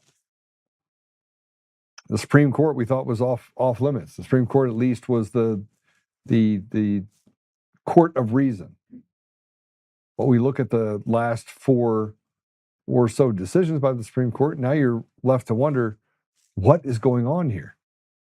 Then it comes out that they're actually meeting with Democrat Secretary of States before they actually make a ruling. How is that a thing? How is interpreting the law dictated by having conversations with Democrat Secretary of States? And I'm talking about Amy Coney Barrett and John Roberts. Look, I'm not sitting here telling you that this is the way it is. I'm telling you that if I look back over the last 6 years, how many of you feel like it's been normal? Or how many feel that there's something just not right? And during that same time frame, we don't just have Democrats that are telling us weird shit. We got people like Mitch McConnell that literally are walking corpse, that can't answer a question and they're acting like it's normal. Or Joe Biden. They're trying to convince you that he has all of his faculties when he can't answer questions or figure out where to get off stage. And entire media outlets gaslight you on that. Or let's talk about the election fraud. You got Skiff and the researcher and Peter Berninger and all of these people, myself, Mark Cook, the reports that came out of Maricopa County. They're all damning. And yet the left are sitting there saying nothing to see here. I don't know what you're talking about. The American people, 80% of them are like, look, pass the SAVE Act. And we're still here having a conversation, yanking our puds over whether or not we should actually institute IDs and get rid of mail-in ballots. And the fact that we're just now starting to talk about things that I was talking about 4 years ago. Or the fact that President Trump himself, in 2024, they had to make a decision. President Trump was always going to win 2024 because they had to take that chess piece off the table. No matter where we look, things have been weird over the last 6 years. Nothing is normal. And the more we start to look at this Mandela effect, the more we start thinking to ourselves, something's got to give. Now, the other side is if what I'm saying is untrue, and that this psyop, or whatever you want to call it, doesn't favor the retarded or the ridiculous, then why are we cutting little kids' penises off and letting schools do what they're doing and acting like it's no big deal? I mean, it's a huge deal. And parents aren't saying anything. They're not doing anything. They're either not seeing the news at all, which is not uncommon, but then they go in a place like Colorado and they elect Victor Marx, a guy that literally has had more negative publicity over the last 6 months than I think anything that's ever been said about Donald Trump in the last 12 years. And questions about who he is, but that's the guy that beats out 50-50-20, just so you know. 40% for Barb Kirkmeyer, 40% for Victor Marx, and 20% for Scott Bottom. The chances of having a 50-50-20 is nearly impossible. And by the way, that's straight from AI. What are the probabilities of this happening? Yeah, we got it with Spamberger. We got it with, I mean, you name it, we've actually gotten these elections, which are always the same. Fixed elections across the board. And I have to ask you, maybe this there's something to this collider thing. Maybe this is the Mandela effect. I always remembered it Looney Tunes. Toons. Always. I never remembered it TUNES. I don't know about the Pikachu deal because I never watched it. But can anybody tell me that the last 6 years has been normal? It hasn't been normal. It's been the opposite of normal. Gammy says Twilight Zone, upside down world. Isn't that what we're in right now? It's an upside down world. I remember years ago talking about this collider. I was talking about it with Max and walking through the idea that maybe it feels different. I mean, am I the only one that feels this way? And last night I had to just say, listen, when you focus on and you allow for entire media outlets to create dog whistles, organizations to put scarlet letters on people, I mean, is there something to this? Is this a demonic, like somebody opened up another sphere and we just have demons that are consuming people? Well, it certainly would explain the mental health crisis we have. But then you also have to look at the fact that you have psychotropic drugs that have been filling the heads of people in this country for a long time, around the world. And is it just that we're having more of an opportunity for people to do bad things, that we have more crime? Is it because we have more people in the world? I don't know. But what I do know is that as I look over the last 6 years and I look at the rise of AI, and I was doing AI long before it was cool. I was right in the middle of it. I bring myself to that same place and go, maybe there's something to this. Maybe the CERN collider, like, what is it for? What is it for? Yeah, is everything off limits, or is nothing off limits? Because I open up X and it's like, and it's all this stuff about election fraud, and it's all this stuff about corruption, and Gavin Newsom, and Spamberger, and Dominion voting systems, and Liberty Vote, and elections in multiple states. And I go, it's in the bag. Like, we got them. And then nothing happens. Or the FBI or the police say it's complicated. And it's not complicated. It's a bunch of retards running around. We're run by weak, retarded, stupid people. And that means that someone above that is actually pulling the strings. And then smart people who lack courage end up going into law enforcement and working for these organizations, and they just want to collect a paycheck. So it's hard to look at it and go, well, here we go. I don't know. All I know is this. If it's not the collider, and if it's not Why is everyone focused on the 2030? I remember being overseas 2008, 2009, 2010, and it was the 2030 project. It's always been the 2030 project. And I would go back and I would read about it, and I was like, this is just strange. And now as we get closer to 2030, I feel like it's a definitive time that in 4 years, we're all but screwed. President Trump is talking about things, and he's, trying to say that we should have, we should fight against communism. Is it a clock to 2030 where we just destroy everyone? And yes, Nana says this. So why was the Biden administration investigating Newsom? I mean, think about that. That started under the Biden administration. But was it the Biden administration, or what President Trump say is true? I was the 45th, 46th, and 47th president. You know what I mean? Oh, I'll share it with you. I'm actually going to do more. I'm going to do an entire show. I'd like to see your prompt on the AI antidote. I will show it to you. I will show it to you. I just believe that we have more questions than we have answers. And now Tucker Carlson's a bad guy. The guy was on the air for decades. In the decades that he was on the air, he was a truth teller. I mean, everybody loved Tucker Carlson. Now he walks away from the Republican Party, and people are basically lambasting him. And all the social platforms have taken away his reach. How about Candace Owens? Now all of a sudden she's bad because she's talking about Charlie Kirk and the fact that this guy didn't shoot him with a what was it called? 30-06. There's no way. Yeah, Charlie Kirk was not shot with a 30-06. It just did not happen. Like, it did not happen. Just so we're clear. And this is not, no click farming anything, none of that stuff. Let me just be really clear. It is not everything in our life today is not an impossibility that finally comes true.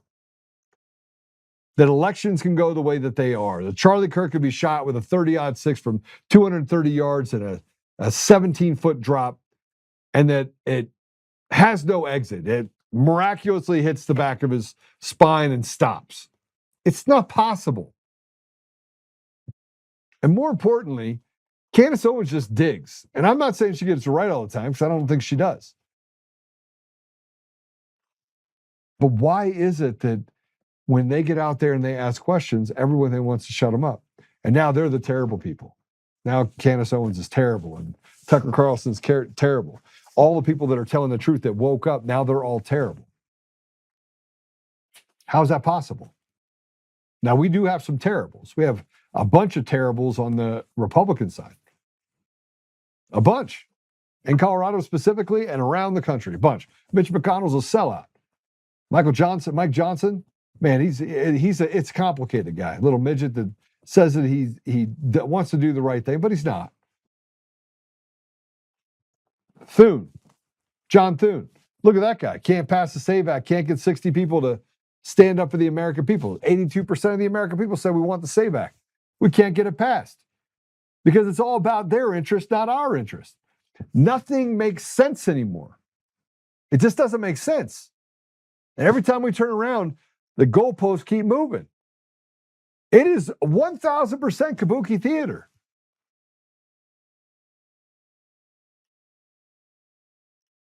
Candace Owens is batshit bonkers. Sorry, not sorry. Okay, let's talk about that.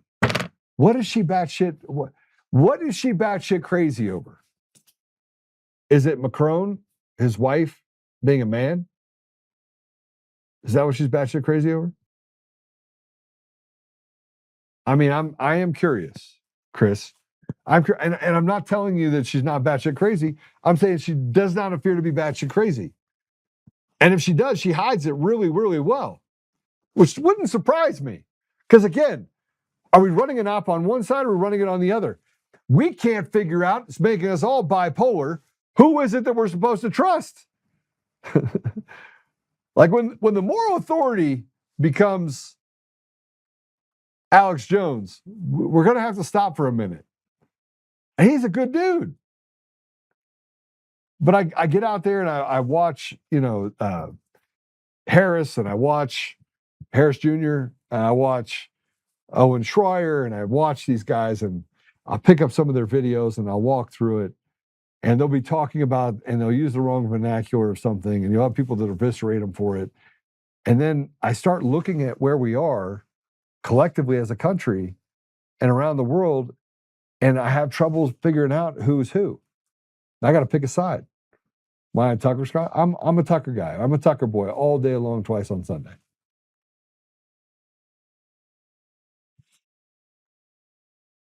I didn't just wake up in 2020 and decide that I was going to just wreck my life.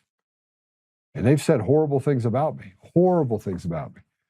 And I'm not a Boy Scout, but you got people that talk that shit about me all the time. Oh, Joe's crazy. Oh, you just need to go see someone. I'm probably the most sane person you're ever going to meet. True story. Normal, sane person. And I look at Tucker Carlson, and he's been married a long time. I've been married a long time. My wife and I don't agree on that. I have a beautiful extended family. How am I batshit crazy? And I have to ask myself I have to do a neck-up checkup all the time. Okay, she stirs the pot with no evidence, just questions, but tried to look for the actual evidence, and it's all innuendo and suspicion. Chris, it's suspicious. I mean, let's be honest. It's suspicious. How Kurt, his wife, responded was weird. It was odd. Now, I've defended her because I'm like, okay, it's okay to be odd. It's okay to be odd when you lose your husband in such a violent way. But I mean, it's just a lot of weird stuff. And maybe it's the CERN collider, is all I'm saying. I mean, can we at least, can we say it might be the CERN collider? That way I feel good about myself. Maybe we'll say it's the CERN collider. I don't know. I mean, at this point, it's got to be something.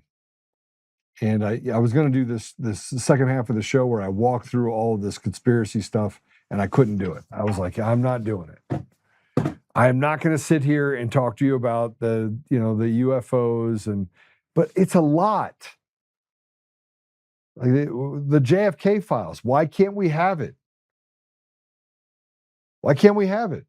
Why'd the CIA go into Tulsi Gabbard's office, DNI, Director of National Intelligence, and take all the boxes that had to do with election fraud? We went into a country and we took a guy out who was the leader of that country while people were eating ice cream. We used weapons that basically made people start bleeding out of every orifice. Nobody talks about it anymore. It's not even just the JFK files. How about the Epstein files? Well, we got to make... It's like somebody's up there just like pushing buttons and saying, all right, the American people are fucking retarded. Let's just mess with them at this point. Chris, you said, I agree things aren't right. That's not evidence. Truth comes with real evidence, is all I'm saying. Okay, let me be the arbiter of reality for every single one of you.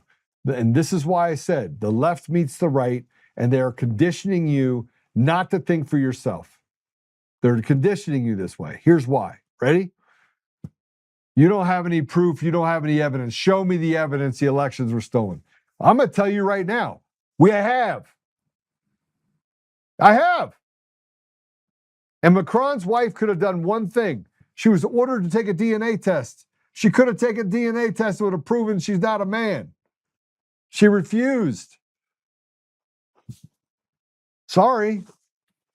And Trump defends Macron's wife. That doesn't mean he's right. It doesn't mean that Candace Owens is right either. What I'm saying is, can we stop looking at all of this stuff? Please don't say I think. Well, I didn't say you didn't think for yourself. See, now don't. Oh my gosh, are you serious, Chris? You've seen the evidence of the elections. I went back and watched the stuff related to Candace Owens and some of the stuff they said about Charlie Kirk's wife. I don't know why I can't remember her name. Oh, Erica Kirk. I should. It's my wife's name.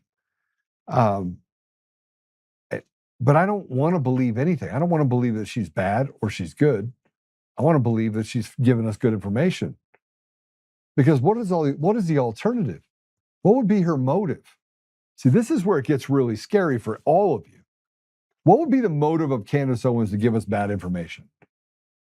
What would be the motive? And what if she's right? And what if the world was run by rainbows and retards? Well, it is, but let's hypothetically say that unicorns and rainbows. But what's the alternative? I mean, are we really not going to be based on everything that happened over the last 6 years? No, Chris, your election issue does have real evidence. It's every day. I live it every day. We just had another real election fraud situation that happened. But let me get back to what woke me up at 4 o'clock in the morning. Okay. They've always got a play. They've always got a play. And if you go back in time and you look at it, it's a group that basically wants to maintain power that always has a play. When it gets too far to where the people are favored and they have to peel it back, they have to find a way to do that. They do it through tragedy or they do it through devices of control. Now let's look at the elections.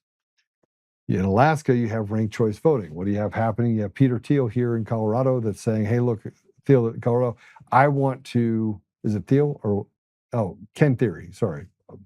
That wants to bring in ranked choice voting. Why would you want to change the system for ranked choice voting? Because it's an avenue of control and it creates chaos. The entire system is designed for them to have an escape valve. And that's what I was just telling Greg. I finally figured out what proxies were for the state race. I lost by the number of proxies, 140 or 50 proxies that they brought with them around the necks of volunteers. Never seen it before in my life. Didn't even know that was a thing. It's like harvesting mail-in ballots. It's identical. And of the people that didn't show up for that race, a vast majority of them weren't even given the right information or credentials to even show up. I'm just saying that if we have a system that's designed to always have an out, the hanging Chad, we're going to put everything is, there's controversy around everything. Everything. Is Obama a citizen? Was he born in Kenya? He says he was, then he says he wasn't. Was Biden in his own right mind? Nobody thinks so. He couldn't, he literally can't finish a sentence, falls off a bike. Stares at the back of everything that would show you that it's not real. And yet in the middle of all of this,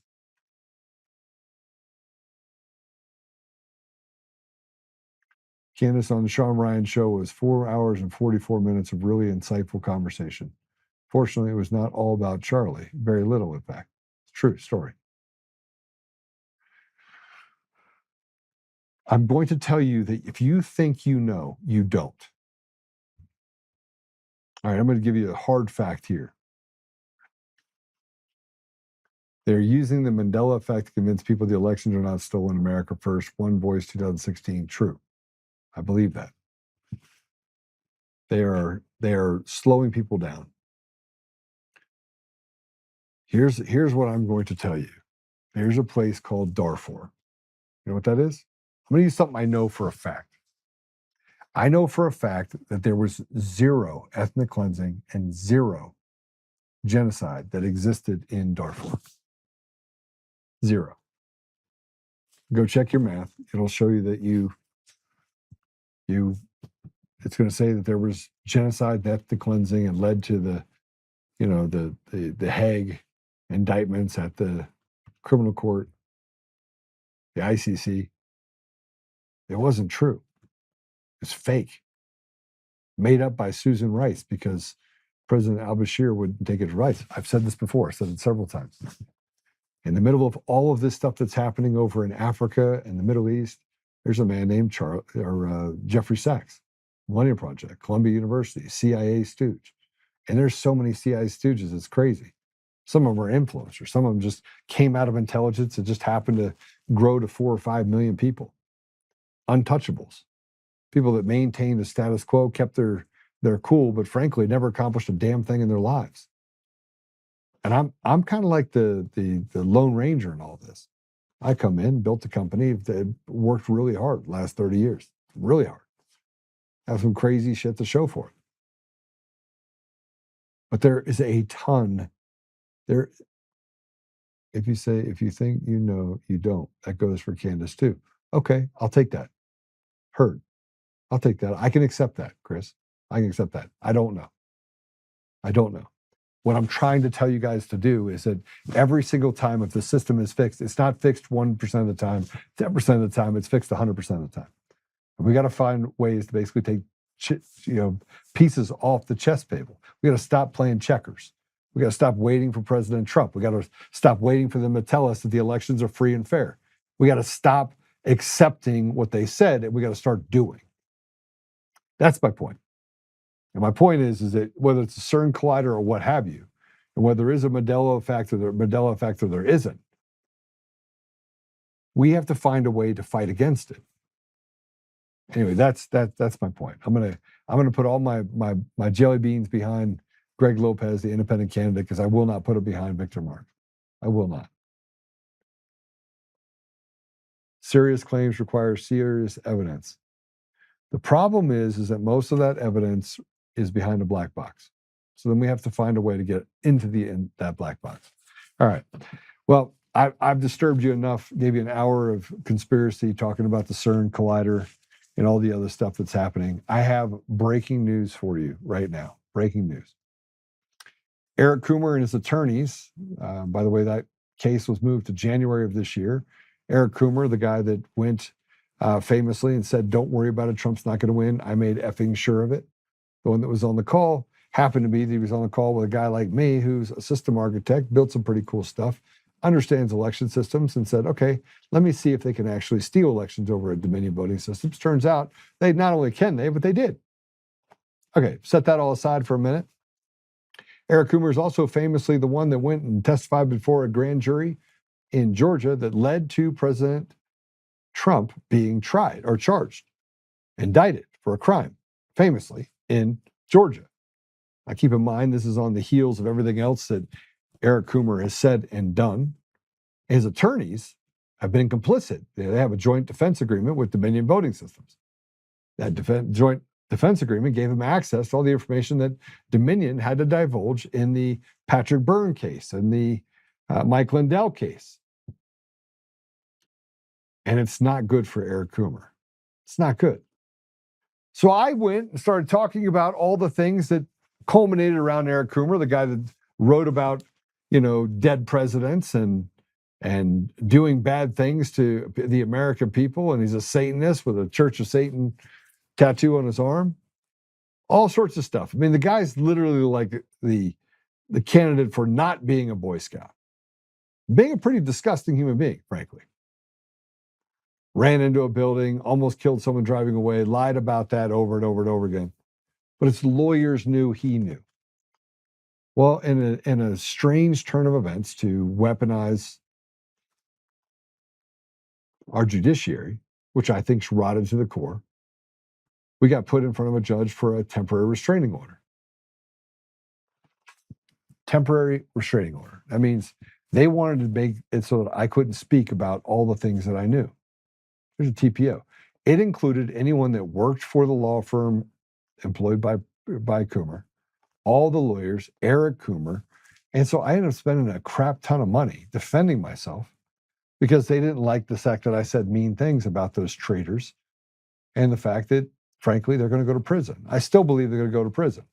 I know they're going to go. I know for a fact Eric Coomer is not going to make it out of this without some serious, serious consequences.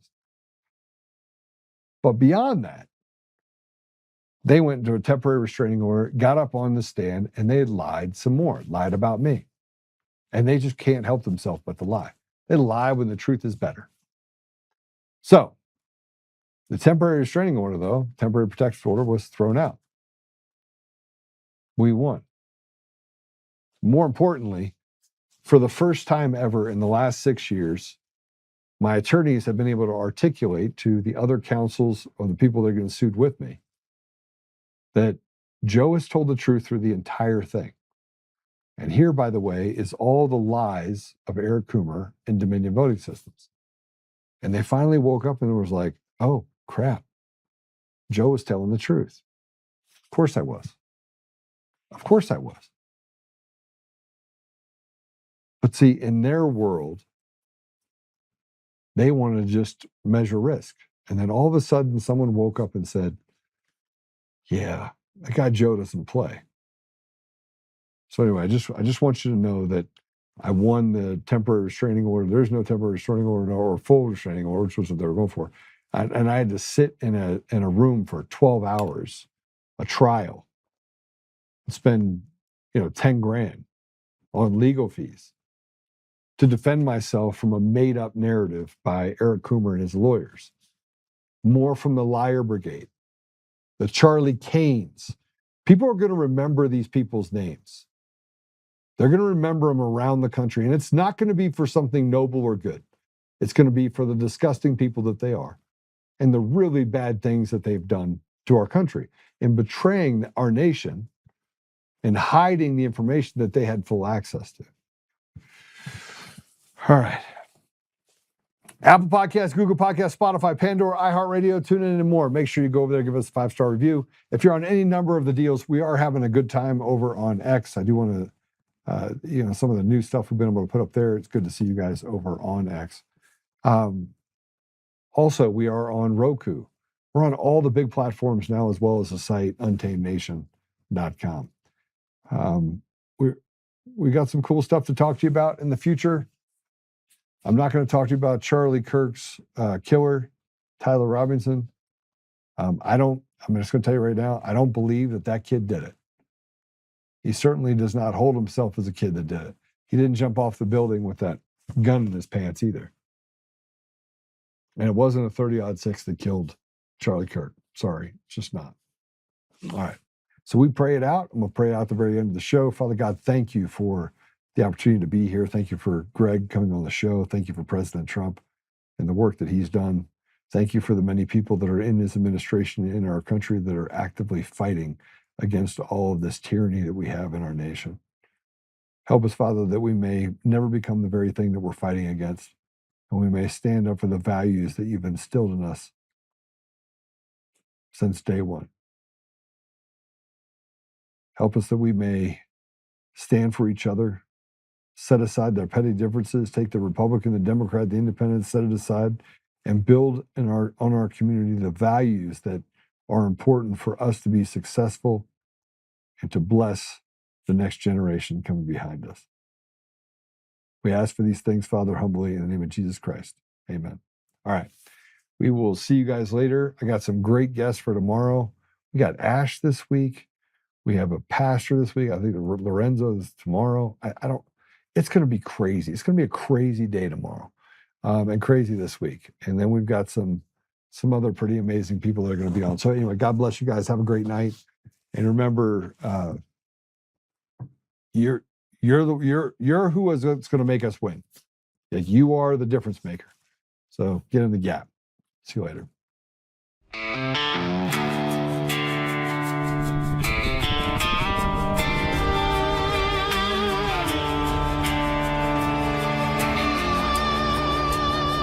Rise up untamed in the heart of the fire where the wild ones roam. Joe Oltmann's calling, bringing truth back home. From conservative daily to this untamed fire, we shatter the silence, lifting spirits higher. No chains can hold us, no lies can prevail. Authentic and fearless on this rugged trail.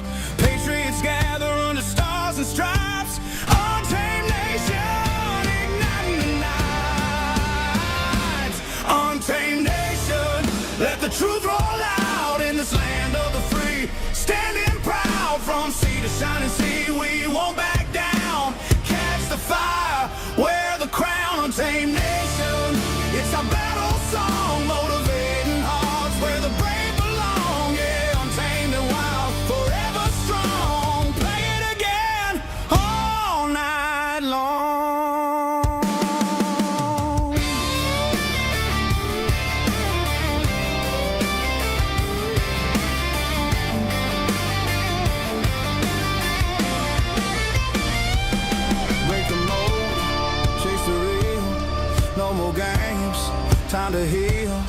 Joe's voice leads the untamed crew. Truth matters through and through. Untamed nation, let the truth roll out in this land of the free. Standing proud from sea to shining sea, we won't back down. Catch the fire, wear the crown, tame nation. It's our